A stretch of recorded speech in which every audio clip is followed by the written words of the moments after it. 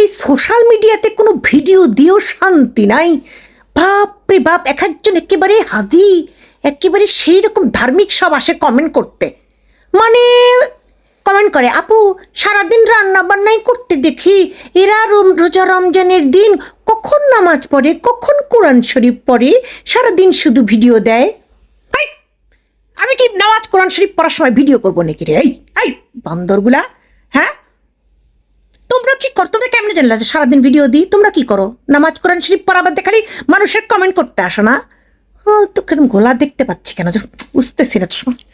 হ্যাঁ, তো যাই হোক, আবার বেশি রান্না বান্না করলে বলে কি, এত ইফতারি করে, ইফতারি রান্না করেন, এত খাবার দাবার রান্না করেন, একটু গরিব দুঃখীকেও দিয়েন। ওরে আমার এসে গেছে রে বোন, আমি জীবনে জানি না গরিব দুঃখীকে দেওয়া লাগে। আবার গরিব দুঃখীকে যদি দান করার সময় কেউ যদি দেখায় যে আমি এই গরিবকে অমুক কিছু দিলাম, তমক কিছু দিলাম, আল্লাহ আপনি দান করা কেন দেখাতে এসেছেন? দান কি কখনো ভিডিও করে দেখাতে হয়?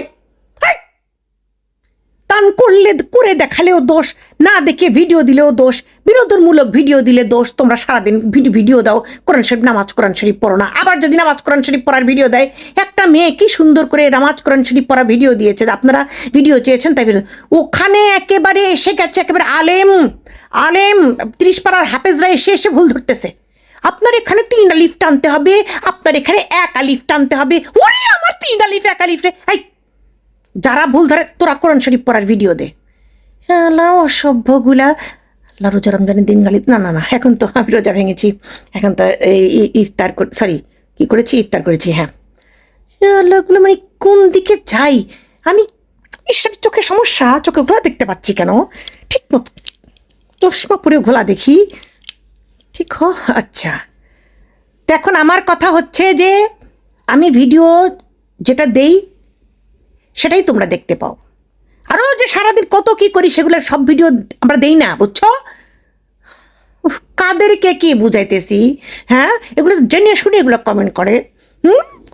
ট্যালেন্ট নিয়ে ভাইরাল হওয়ার যোগ্যতা নাই, আসে কমেন্ট করে ভাইরাল হতে। ওরে আমার যোগ্যতা রে, কমেন্ট করে ভাইরাল হতে আসছে।